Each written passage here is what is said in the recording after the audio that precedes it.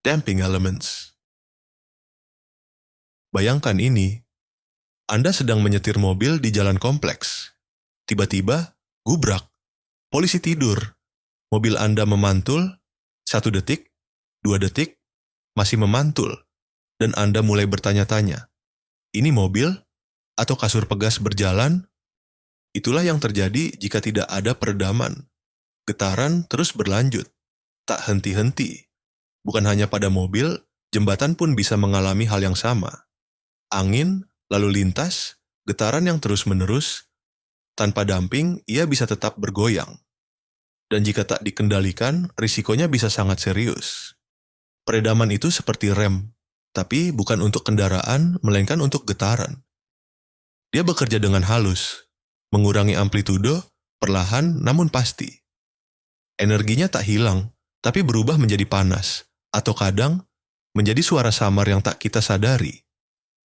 Dan dengan itu, sistem kembali menuju keseimbangan. Contoh nyata, banyak.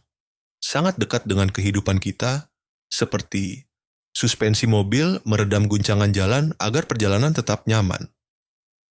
Kemudian, bangunan tahan gempa menyerap energi seismik agar struktur tetap berdiri. Dan juga, bantalan mesin industri mencegah getaran berlebihan yang bisa merusak. Jadi, kenapa peredaman itu penting? Karena tanpa damping, sistem akan terus bergetar. Dan kadang, konsekuensinya lebih dari sekedar tidak nyaman. Di slide berikutnya, kita akan masuk lebih dalam, yaitu bagaimana sebenarnya peredaman bekerja. Bagaimana peredaman bekerja? Apa sebenarnya yang terjadi saat sebuah benda bergetar? Secara fisik, getaran adalah pertukaran energi antara dua bentuk utama, yaitu energi kinetik pada saat benda sedang bergerak, dan energi potensial pada saat benda berada di posisi paling tinggi atau paling jauh dari titik setimbang. Getaran muncul karena dua energi ini terus bertukar peran, berulang-ulang. Tanpa peredaman, pertukaran ini akan berlangsung terus-menerus, seperti ayunan anak-anak yang tidak pernah berhenti didorong. Lalu, apa yang dilakukan peredaman? Dengan adanya damping, sebagian energi tidak kembali ke getaran. Energi itu hilang dalam bentuk panas atau suara yang sangat kecil. Akibatnya, amplitudo getaran mulai mengecil, sedikit demi sedikit, hingga akhirnya hilang. Secara teknis, peredaman viskos dirumuskan dengan F sama dengan C titik V, di mana F adalah gaya redaman, V adalah kecepatan, dan C adalah konstanta redaman viskos. Semakin besar nilai C, maka semakin besar gaya yang melawan gerakan, dan semakin cepat, getaran berhenti. Itulah esensi dari peredaman viskos. Dia tidak menghentikan sistem secara tiba-tiba, tapi membantu energi getaran perlahan melepaskan diri dari siklus. Dan pada akhirnya, menjadi kunci kestabilan dalam sistem mekanik. Peredaman viskos seperti mengaduk sirup. Pernahkah Anda mengaduk sirup atau madu dengan sendok? Di awal, terasa mudah. Tapi begitu Anda mulai mengaduk lebih cepat, tiba-tiba, seperti ada yang melawan gerakan Anda. Semakin cepat Anda mengaduk, semakin besar hambatan yang Anda rasakan. Inilah prinsip dasar peredaman viskos. Ketika benda bergerak dalam fluida seperti air, oli, atau bahkan udara, gerakannya akan dihadang oleh sifat kental dari fluida itu sendiri. Hambatan ini disebut sebagai gaya redaman viskos. Dan dalam dunia teknik, ini terjadi di banyak tempat, seperti pada shock absorber mobil yang membuat kendaraan tetap stabil setelah guncangan. Dan juga pada pelumas di bantalan mesin yang meredam getaran antar komponen. Bahkan di fluida seperti oli, gas, dan air dalam sistem dinamis. Secara matematis, peredaman viskos dirumuskan sebagai F sama dengan C dot V, artinya gaya redaman F sebanding dengan kecepatan V, dan dikalikan dengan konstanta viskos C yang bergantung pada kekentalan fluida dan geometri sistem. Maka, semakin kental fluida, semakin besar nilai C, dan semakin kuat pula gaya redamannya. Peredaman gesekan kering seperti menggeser kursi di lantai. Bayangkan Anda sedang menyeret kursi di lantai kasar. Pelan-pelan, Anda dorong. Ada hambatan, tapi tetap bisa bergerak. Namun, lama-lama, kursinya berhenti. Kenapa? Karena ada gesekan yang melawan gerakan Anda. Inilah yang disebut sebagai peredaman gesekan kering, atau Coulomb damping. Yang menarik adalah gaya peredamannya konstan. Tidak peduli apakah kursi Anda digeser perlahan atau didorong dengan cepat sekalipun. Beda total dengan peredaman viskos. Dalam peredaman viskos, semakin cepat benda bergerak, semakin besar gaya redamannya. Tapi dalam gesekan kering, gaya redaman tetap konstan. Hanya tergantung pada gaya normal dan koefisien gesekan. Contoh nyatanya ada di mana-mana, seperti pada rem cakram sepeda atau mobil, dan juga pada gesekan antara roda dan rel kereta. Bahkan, gesekan blok kayu di atas lantai rumah Anda. Semua bekerja berdasarkan prinsip gesekan kering. Dan justru karena gaya gesekannya tetap, peredaman ini sangat efektif pada awal gerakan, memberikan tahanan besar secara langsung. Namun, karena tidak bertambah seiring kecepatan, ia kurang efektif dalam meredam getaran berkecepatan tinggi.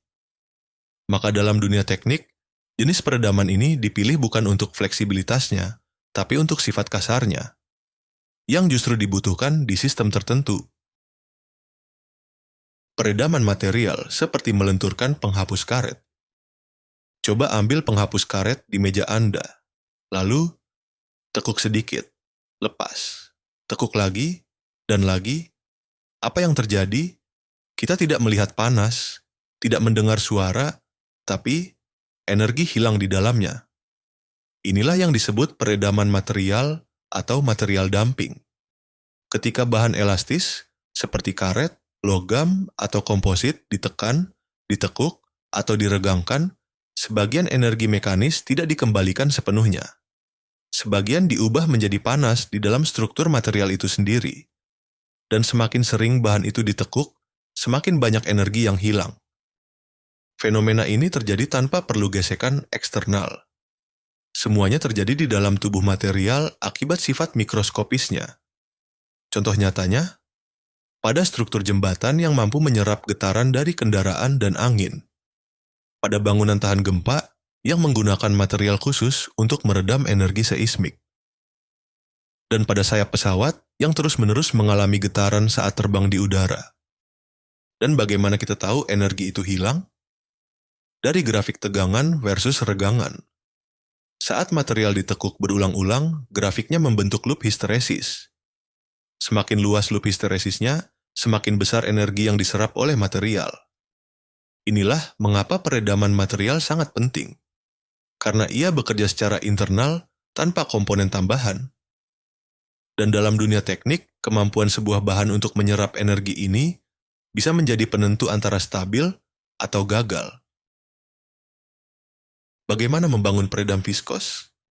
Lalu, bagaimana sebenarnya kita membangun sebuah peredam viskos? Bayangkan ini, dua buah pelat sejajar, dan di antara keduanya terdapat lapisan tipis fluida seperti oli atau cairan kental lainnya. Ketika satu pelat digerakkan, fluida di antaranya menghasilkan gaya hambat yang melawan gerakan tersebut. Itulah peredam viskos, dalam bentuk paling sederhana. Nah, bagaimana kita menghitung besarnya damping dari sistem seperti ini? Secara teori dirumuskan dengan C sama dengan mu dikali A dibagi H, di mana mu adalah viskositas fluida, A adalah luas pelat, dan H adalah jarak antar pelat. Apa artinya ini secara fisik? Pertama, semakin besar luas pelat, semakin banyak fluida yang tergeser, sehingga peredaman makin besar. Kedua, semakin kental fluida, hambatan makin tinggi. Tapi, semakin kecil jarak antar pelat, gaya redaman akan semakin besar. Semua faktor ini bisa kita kendalikan saat merancang sistem. Dan ini bukan cuma teori di atas kertas. Kita menemukannya dalam berbagai aplikasi nyata, seperti pada bantalan oli dalam mesin industri, yang meredam getaran antar komponen, dan pada peredam fluida di struktur bangunan tinggi, yang menyerap energi dari angin atau gempa. Dengan model sederhana ini, kita bisa memahami bagaimana sesuatu yang tampak sepele, seperti fluida tipis, bisa memiliki peran besar dalam menjaga kestabilan sistem dinamis. Kombinasi peredam dalam sistem mekanik. Apa yang terjadi jika dalam satu sistem terdapat lebih dari satu peredam? Apakah sistem menjadi lebih efektif atau malah lebih rumit? Jawabannya tergantung. Apakah peredamnya dipasang secara paralel atau seri? Pertama, peredam dalam paralel. Bayangkan beberapa peredam bekerja bersamaan di mana semua menghadap arah getaran yang sama, maka total gaya redaman akan menjadi penjumlahan dari masing-masing gaya. Secara matematis, C ekuivalen sama dengan C1 tambah C2 tambah C3, artinya total redaman meningkat dengan menambahkan peredam secara paralel. Sekarang, peredam dalam seri. Bayangkan peredam disusun berurutan, satu demi satu, seperti rantai. Dalam kasus ini, total redaman dihitung seperti resistor listrik dalam rangkaian paralel. 1 per C ekuivalen sama dengan 1 per C1, tambah 1 per C2, tambah 1 per C3. Hasil akhirnya, total redaman justru lebih kecil dari peredam terkecil yang ada. Prinsip ini sangat penting dalam dunia teknik. Kita menggunakannya saat merancang suspensi mobil yang menggabungkan damper paralel untuk meningkatkan efektivitas. Kemudian, sistem peredam jembatan di mana konfigurasi seri dapat mengatur respons terhadap beban berulang. Dan juga bantalan mesin industri yang sering menggunakan kombinasi keduanya. Maka, memahami bagaimana peredam dikombinasikan adalah kunci untuk mengontrol getaran dengan presisi. Kadang kita ingin peredaman besar, kadang justru ingin sistem lebih lentur, dan semuanya bisa diatur hanya dengan cara kita menyusun peredam. Peredaman dalam dunia nyata. Kita telah membahas teori, rumus, dan prinsip fisik. Tapi sekarang, mari kita lihat bagaimana peredaman bekerja dalam kehidupan nyata. Yang pertama pada suspensi mobil. Bayangkan mobil melewati polisi tidur dan terus memantul seperti bola. Tanpa peredam, itulah yang terjadi. Shock absorber bekerja menggunakan oli yang menyerap energi dari guncangan. Hasilnya, perjalanan Anda terasa lebih halus, lebih nyaman. Yang kedua, pada bangunan tahan gempa. Ketika bumi bergetar, bangunan bisa ikut bergetar. Tapi tidak semua bangunan roboh. Kenapa? Karena mereka dilengkapi dengan peredam fluida dan base isolator yang menyerap energi gempa. Beberapa gedung tinggi, seperti Taipei 101, bahkan memiliki tuned mass damper raksasa yang membantu menstabilkan gedung dari osilasi angin dan getaran seismik. Yang ketiga, pada jembatan dan infrastruktur. Tahun 1940, jembatan Tacoma Narrows runtuh karena resonansi getaran angin. Getarannya tidak dihentikan dan akhirnya menghancurkan struktur. Kini, jembatan-jembatan modern belajar dari itu. Mereka menggunakan peredam viskos dan juga peredam gesekan untuk menjaga stabilitas meski terus dilalui kendaraan atau diterpa angin kencang. Yang keempat, pada kereta cepat. Saat melaju ratusan kilometer per jam, kereta menghasilkan getaran besar dari rel, roda, dan gesekan udara. Suspensi aktif dan bantalan viskos berperan penting menjaga kenyamanan penumpang dan menjaga kereta tetap stabil di jalur. Maka dari itu, peredaman bukan hanya soal rumus, ia hadir untuk membuat sistem lebih stabil, lebih aman, dan tentu saja lebih nyaman dari jalan raya hingga langit, dari rumah hingga rel kereta. Peredaman ada di mana-mana. Kesimpulan, mengapa peredaman itu penting? Kita telah menjelajahi dunia getaran, kita memahami bagaimana energi berpindah, dan bagaimana ia bisa tak terkendali. Tapi juga, bagaimana kita bisa mengendalikannya. Peredaman adalah kuncinya. Dengan damping, kita bisa mengurangi osilasi dan meningkatkan stabilitas sistem baik yang sederhana maupun yang kompleks. Dalam praktiknya, kita mengenal 3 jenis utama peredaman. Yang pertama, peredaman viskos.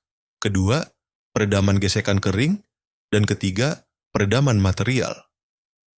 Masing-masing bekerja dengan caranya sendiri, tapi semuanya bertujuan sama, yaitu mengendalikan energi yang berlebih dan menjaga sistem tetap terkendali. Tanpa peredaman, sistem akan terus bergetar tanpa akhir.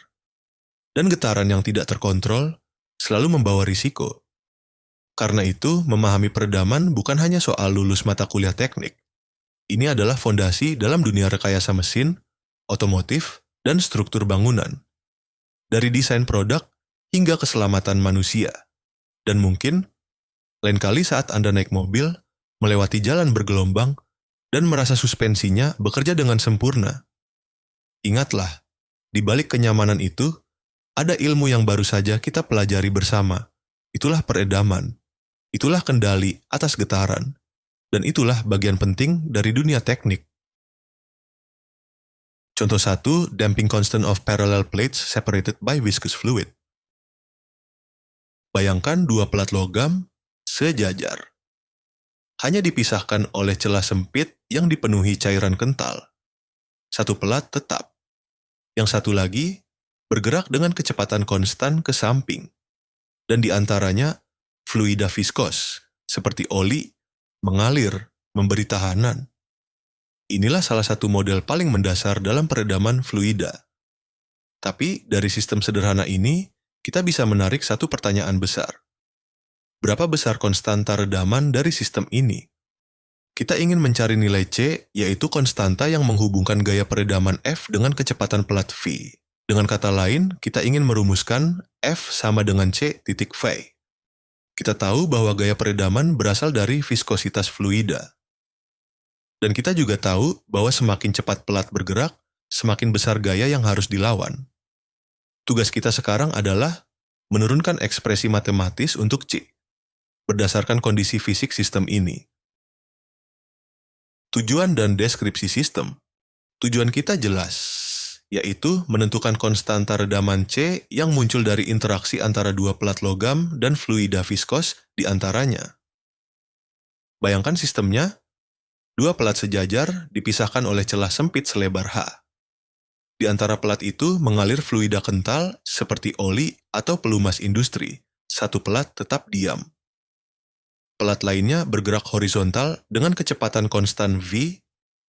Saat pelat bergerak, fluida di antaranya ikut mengalami regangan geser, MU, sehingga muncul gaya tahanan yang bekerja melawan gerakan itu. Itulah yang kita sebut sebagai gaya peredaman viskos.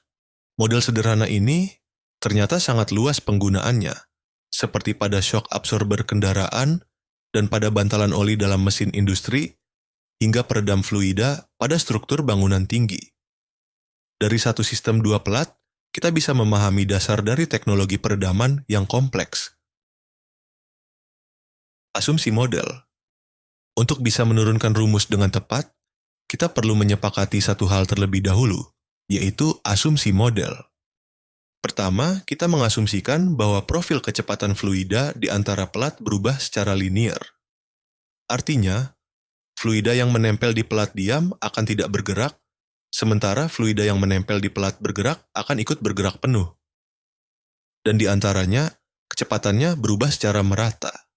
Kedua, kita anggap fluida bersifat Newtonian, yang artinya tegangan gesernya sebanding dengan laju perubahan kecepatan.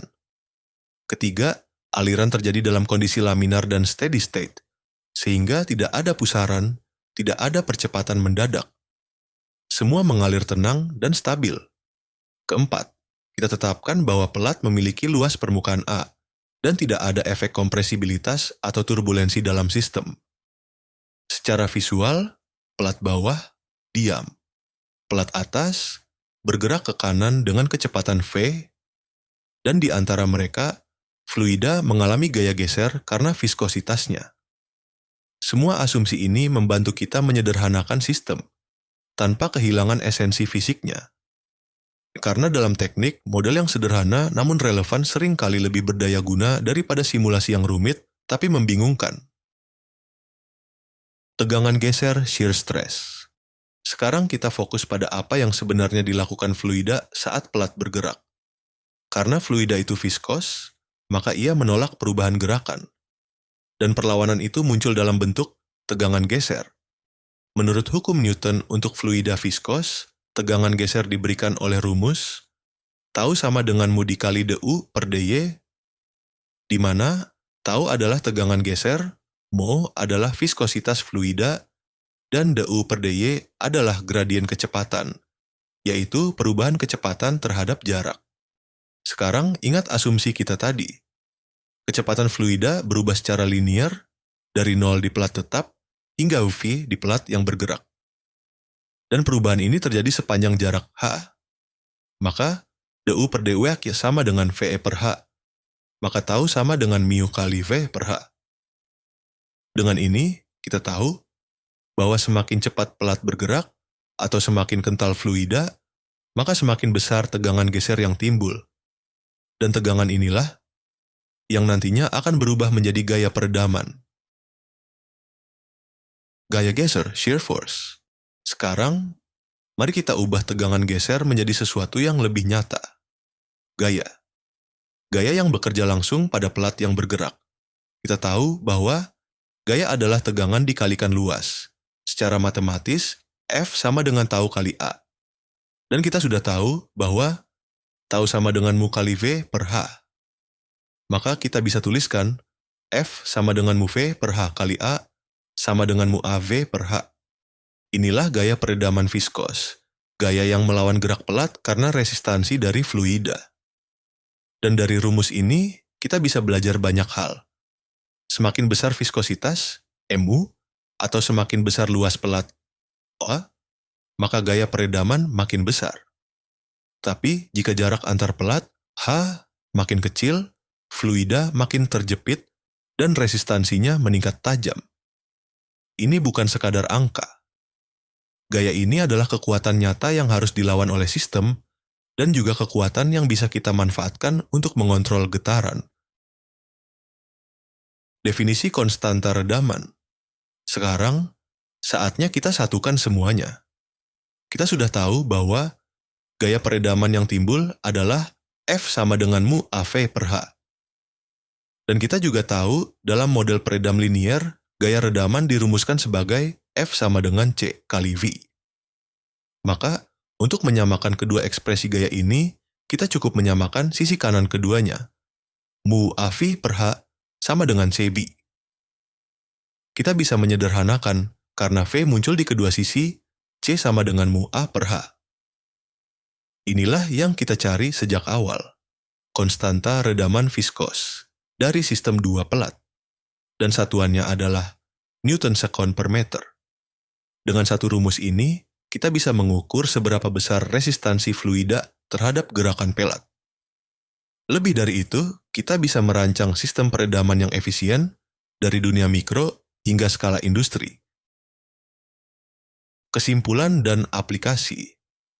Dari satu sistem sederhana, dua pelat logam dan fluida di antaranya, kita telah menemukan sesuatu yang jauh lebih besar, yaitu konstanta redaman viskos. Kita bisa simpulkan bahwa konstanta redaman CE berbanding lurus terhadap viskositas fluida mu, di mana semakin kental fluida, semakin besar gaya peredaman. CE juga berbanding lurus terhadap luas pelat A, di mana semakin besar area, semakin banyak fluida yang tergeser. Dan C berbanding terbalik terhadap jarak antar pelat H, di mana semakin sempit celah, semakin besar resistansi. Secara matematis, C sama dengan mu A per H. Aplikasi dari model ini sangat luas, yaitu pada shock absorber hidraulik, pada bantalan oli dalam sistem poros dan rotor, dan pada peredam getaran pada struktur bangunan tinggi. Inilah kekuatan model teknik. Dari sesuatu yang sederhana, kita bisa memahami sistem kompleks dan merancang solusi nyata yang aman, presisi, dan efisien. Maka lain kali Anda melihat pelat logam yang tampak diam, ingatlah, di dalamnya mungkin ada fluida yang bekerja keras, mengendalikan getaran, menjaga stabilitas. Itulah peran dari konstanta redaman C. Dan itulah dasar dari banyak teknologi di sekitar kita. Contoh 2, clearance in a bearing. Bayangkan Anda sedang merancang sistem bantalan untuk mesin industri berat. Di dalamnya terdapat dua pelat logam sejajar, dan di antara mereka terdapat lapisan tipis oli pelumas. Sistem ini disebut bantalan datar, dan ia dapat dimodelkan sebagai dua pelat sejajar seperti yang terlihat pada gambar. Kita diberi data eksperimen, yaitu sistem menghasilkan gaya resistif sebesar 400 Newton saat digunakan oli SAE30 sebagai pelumas. Kecepatan relatif antara pelat-pelat itu adalah 10 meter per detik, luas permukaannya 0,1 meter kuadrat, dan viskositas absolut dari oli tersebut adalah 0,3445 Pascal Second. Pertanyaan kita, berapakah jarak celah atau clearance antara kedua pelat? Sebuah pertanyaan sederhana, tapi sangat penting dalam merancang sistem peredaman viskos yang presisi dan efisien. Sekarang mari kita rangkum masalah yang kita hadapi. Kita memiliki sebuah sistem bearing yang dimodelkan sebagai dua pelat sejajar dipisahkan oleh lapisan oli viskos. Salah satu pelat bergerak dan pelat lainnya diam, sementara fluida di antaranya memberikan resistansi terhadap gerak.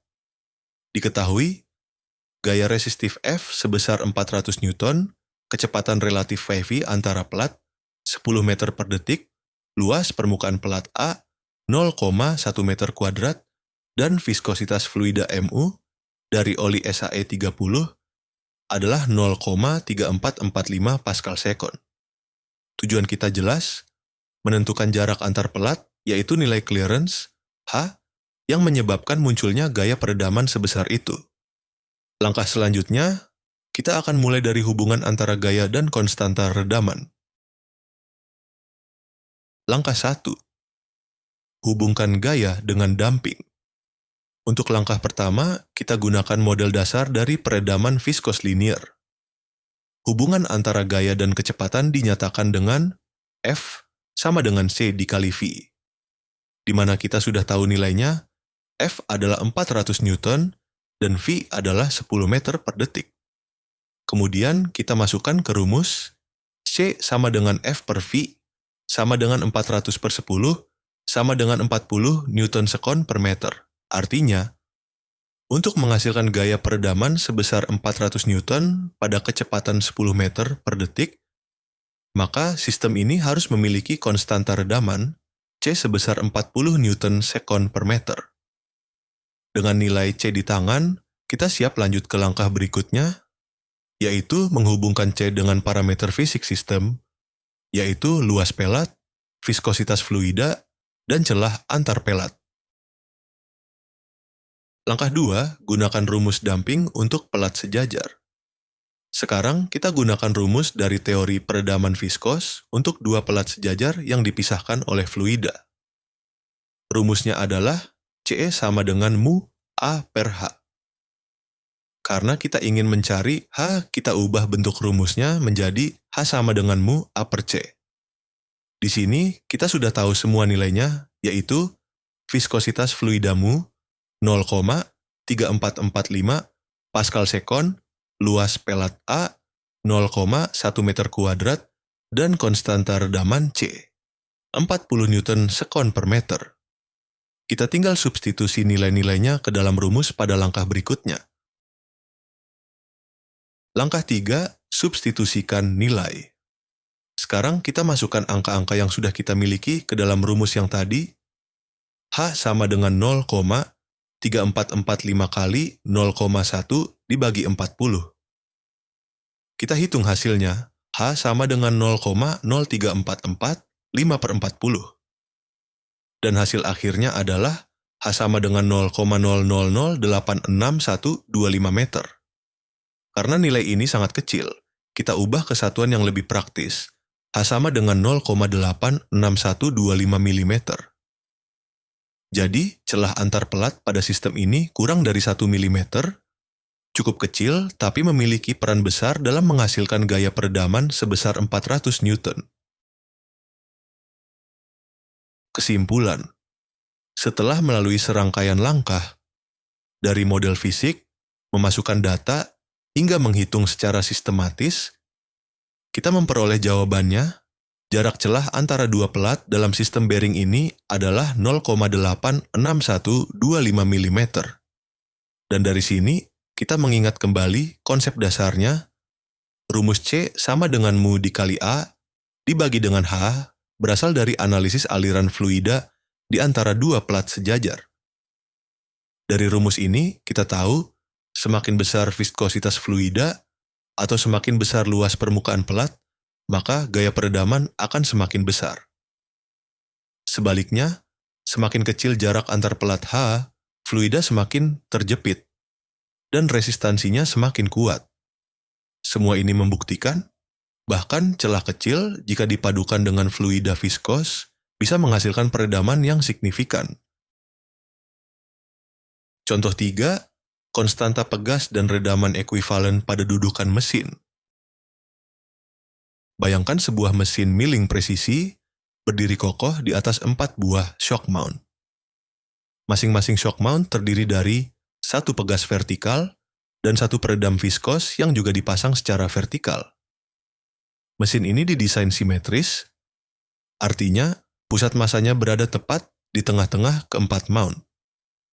Dan karena distribusi beban merata, semua shock mount mengalami displacement yang sama, yaitu X, dan juga kecepatan yang sama, yaitu X titik. Soal ini tampak sederhana, tapi justru dari situ kita akan belajar bagaimana gaya redaman dan gaya pegas bekerja secara individu, lalu bagaimana semuanya digabungkan, dan bagaimana sistem kompleks bisa disederhanakan menjadi model ekuivalen. Sekarang, mari kita pecahkan persoalan ini langkah demi langkah. Pertama, apa saja gaya yang ditimbulkan oleh tiap shock mount? Kita ingin menuliskan gaya dari pegas ke I dan gaya dari peredam ke I berdasarkan displacement X dan kecepatan yang sama untuk semua elemen. Kedua, kita ingin mengetahui gaya total. Total gaya dari semua pegas kita tulis sebagai F sub S. Total gaya dari semua peredam kita tulis sebagai F sub D. Ketiga, kita nyatakan kedua gaya itu dalam bentuk ekuivalen. F sub S sama dengan K ekuivalen kali X. Dan F sub D sama dengan C ekuivalen kali X titik. Keempat, kita tentukan ekspresi untuk K ekuivalen sama dengan sigma K sub I, dan C ekuivalen sama dengan sigma C sub I. Artinya, totalnya adalah penjumlahan dari masing-masing pegas dan peredam. Dan terakhir, jika setiap mount identik, yaitu K sub I sama dengan K, dan C sub I sama dengan C. Maka kita bisa hitung nilai K ekuivalen dan C ekuivalen secara langsung. Dengan semua ini, kita akan menyusun ulang sistem menjadi model satu derajat kebebasan yang jauh lebih sederhana. Namun, tetap merepresentasikan dinamika sebenarnya. Gaya dari masing-masing shock mount. Kita mulai dari tiap komponen penyusun sistem. Setiap shock mount memiliki dua elemen utama, pegas linier dengan konstanta K sub I, dan peredam viskos dengan konstanta C sub I. Karena sistem simetris, setiap elemen mengalami displacement X dan kecepatan X titik yang sama. Maka gaya yang ditimbulkan oleh tiap komponen adalah, untuk pegas ke I, F sub S sub I sama dengan K sub I kali X. Untuk peredam ke I, F sub D sub I sama dengan C sub I kali X titik. Karena setiap mount mengalami input yang sama, maka rumus ini berlaku untuk semua shock mount, yaitu untuk I sama dengan 1, 2, 3, 4. Gambar bawah membantu memvisualisasikan hal ini, di mana satu shock mount terdiri dari pegas dan damper dalam konfigurasi paralel. Jadi, dari satu mount, kita sudah tahu bagaimana gaya dibentuk. Langkah berikutnya, gabungkan semua gaya itu menjadi total gaya sistem. Gaya total sistem. Sekarang kita lihat gambaran besar dari sistem ini. Mesin milling disangga oleh 4 shock mount seperti yang ditunjukkan pada gambar bawah. Karena semua mount simetris terhadap pusat massa, maka seluruh elemen mengalami displacement X dan kecepatan X titik yang sama. Maka, gaya total dari sistem ini tinggal kita jumlahkan. Untuk gaya dari keempat pegas, F sub S sama dengan sigma I dari 1 sampai 4, K sub I kali X, sama dengan K sub 1X, tambah K sub 2X, tambah K sub 3X, tambah K sub 4X. Untuk gaya dari keempat peredam viskos, F sub D sama dengan sigma I dari 1 sampai 4, C sub I kali X titik, sama dengan C sub 1X titik, tambah C sub 2X titik, tambah C sub 3X titik, tambah C sub 4X titik. Sekarang, jika semua mount identik, yaitu K sub 1 sama dengan K sub 2, sama dengan K sub 3, sama dengan K sub 4, sama dengan K. Dan C sub 1 sama dengan C sub 2, sama dengan C sub 3, sama dengan C sub 4, sama dengan C. Maka kita bisa sederhanakan F sub S sama dengan 4K kali X, dan F sub D sama dengan 4C kali X titik. Visualisasi ini bisa dilihat pada gambar bawah yang menunjukkan semua gaya bekerja secara vertikal dan paralel terhadap tanah. Jadi, kita sudah memiliki gaya total sistem baik dari pegas maupun dari damper. Langkah selanjutnya, kita ubah semua ini ke bentuk ekuivalen tunggal. Ekspresi dalam bentuk ekuivalen. Sekarang, kita sederhanakan sistem ini menjadi bentuk yang jauh lebih praktis untuk dianalisis, karena keempat shock mount mengalami displacement yang sama dan menghasilkan gaya secara paralel, maka seluruh sistem bisa digantikan oleh satu pegas ekuivalen dan satu peredam viskos ekuivalen.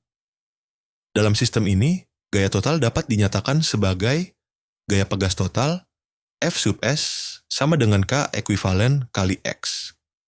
Gaya redaman total F sub D sama dengan C ekuivalen kali X titik. Visualisasi dari penyederhanaan ini dapat dilihat pada gambar bawah, di mana seluruh shock mount digantikan oleh sistem 1 DOF yang lebih sederhana tapi tetap mewakili dinamika aslinya. Inilah kekuatan pendekatan ekuivalen. Menyederhanakan sistem nyata yang kompleks menjadi model matematis yang siap dianalisis. Setelah kita bentuk sistem ekuivalen, langkah selanjutnya adalah menentukan nilai dari pegas dan redaman total. Dari ekspresi gaya total sebelumnya, F sub S sama dengan sigma I dari 1 sampai 4, K sub I kali X, sama dengan K ekuivalen kali X, dan F sub D sama dengan sigma I dari 1 sampai 4, C sub I kali X titik, sama dengan C ekuivalen kali X titik. Maka, kita peroleh ekspresi untuk konstanta ekuivalen sistem. Konstanta pegas total, K ekuivalen sama dengan K sub, 1 tambah K sub 2, tambah K sub 3, tambah K sub 4. Konstanta redaman total, C ekuivalen sama dengan C sub 1 tambah C sub 2, tambah C sub 3, tambah C sub 4. Jika semua shock mount identik, artinya K sub I sama dengan K, dan C sub I sama dengan C. Untuk semua I, maka K ekuivalen sama dengan 4K, dan C ekuivalen sama dengan 4C. Ini menunjukkan prinsip penting dalam konfigurasi paralel. Total konstanta redaman dan pegas adalah jumlah dari tiap elemen individu. Sederhana, tapi sangat berguna dalam desain isolasi getaran di dunia nyata. Jika sistem tidak simetris, sampai sejauh ini kita mengasumsikan bahwa sistem berada dalam kondisi ideal dan simetris. Tapi bagaimana jika sistem tidak lagi simetris? Misalnya, pusat massa mesin tidak lagi berada di tengah-tengah shock mount. Akibatnya, displacement tiap pegas tidak sama, yaitu X sub I tidak sama dengan X.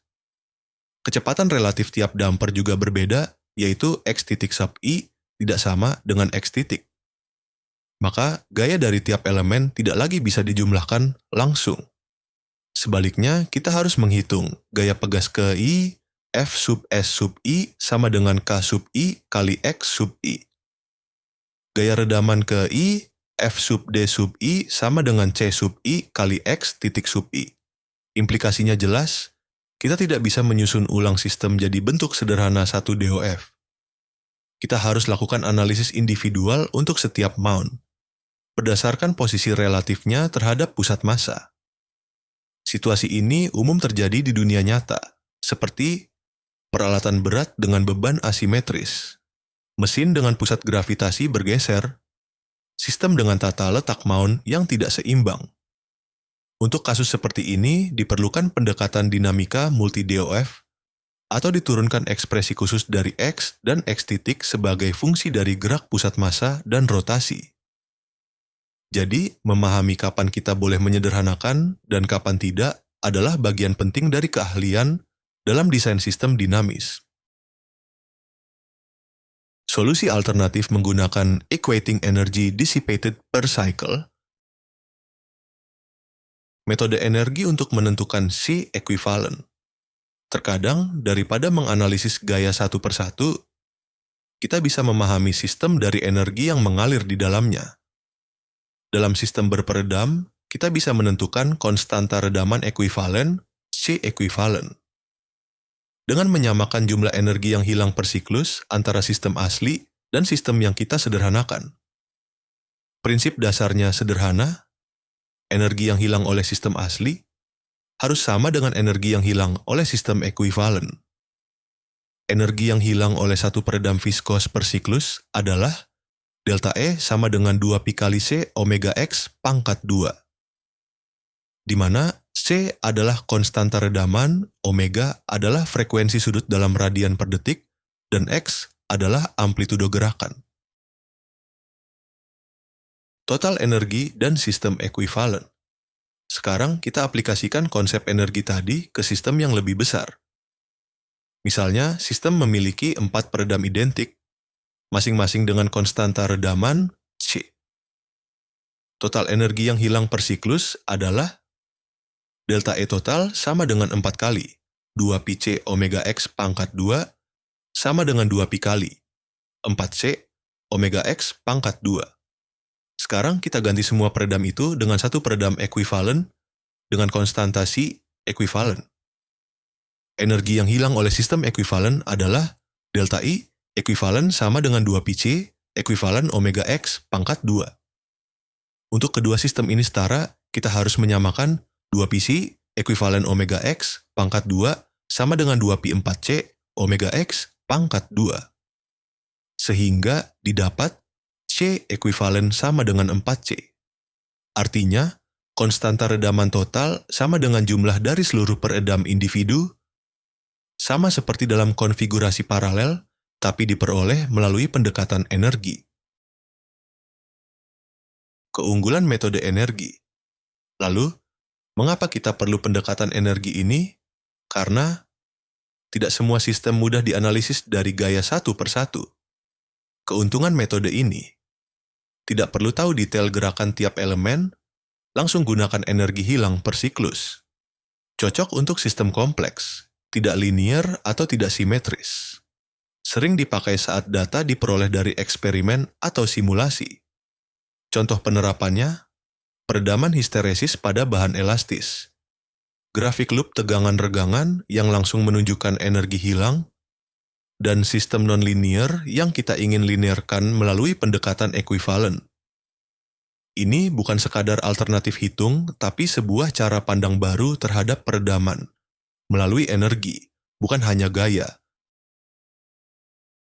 Kesimpulan dan rumus akhir.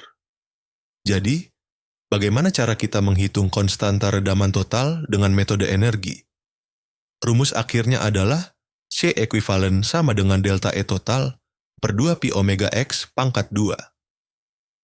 Gunakan rumus ini jika Anda tahu atau bisa ukur energi yang hilang. Sistem Anda tidak linear atau tidak simetris. Anda butuh model ekuivalen dari sistem yang terlalu rumit untuk dianalisis gaya demi gaya. Terima kasih sudah menonton video ini sampai habis. Sampai jumpa di video berikutnya.